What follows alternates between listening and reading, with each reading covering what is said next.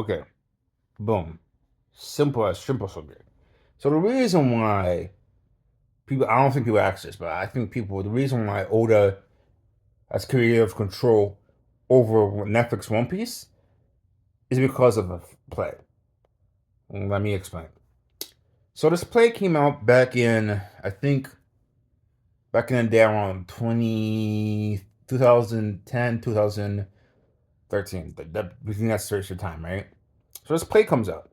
Oda asks, "Hey, do you want?" Oda didn't ask anything. You just these plays just do whatever they want with the material, right?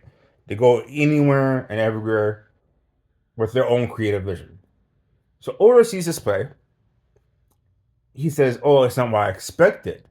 The fandom at the time was like, "Oh, he's basically saying it's trash," right? That's not what he really said. It was like it wasn't what he really was thinking. Then at the same time, there was like Dragon Ball Evolutions came out a couple years before that, and so it was just coming around, right? It was just coming around to that point, right? So it's like then you have all these live actions coming around, live action, Death Note live action, Cowboy Bebop, all this stuff. He says in his mind, not Cowboy Bebop, but live action Naruto, all these plays are coming out, and they're not really capturing what the mangaka want to go in that show, what direction they want to go in. So he says to himself, "Okay, I want a show and live action to go a different route, but I want the creative control, right? He wants the creative control. He wants to establish his vision, right?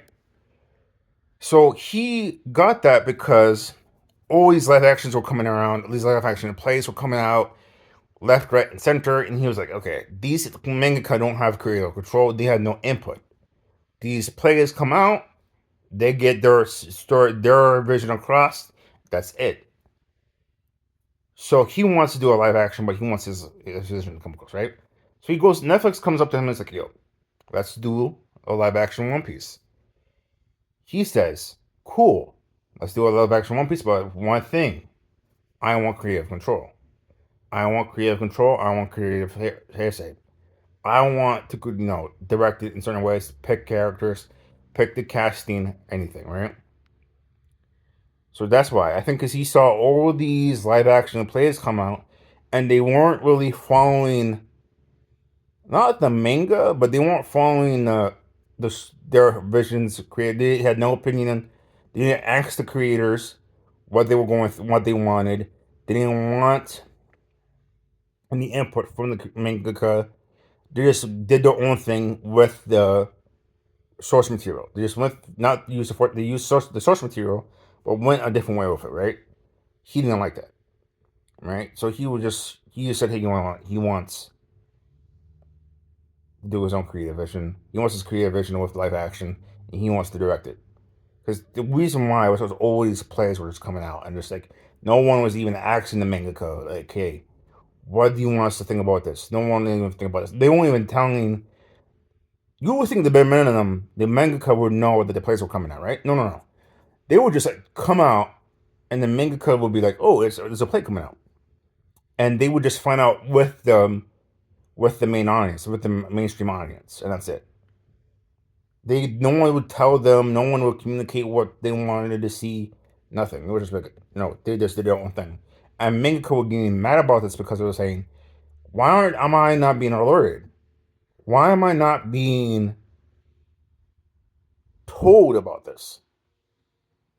Right? Why am I finding out with the audience that there's a play coming out? How come I don't know about it? One. Two, I'm not even getting any form of like, okay, these are any suggestions, actions for suggestions or not, whatever. They would just come out. And no one would give them any action for any suggestions or any tips, tricks, or nothing. So, yeah. And Oda said that I was like, no, I'm gonna have to have creative control. So he had creative control. Like, comment, follow. Deuces.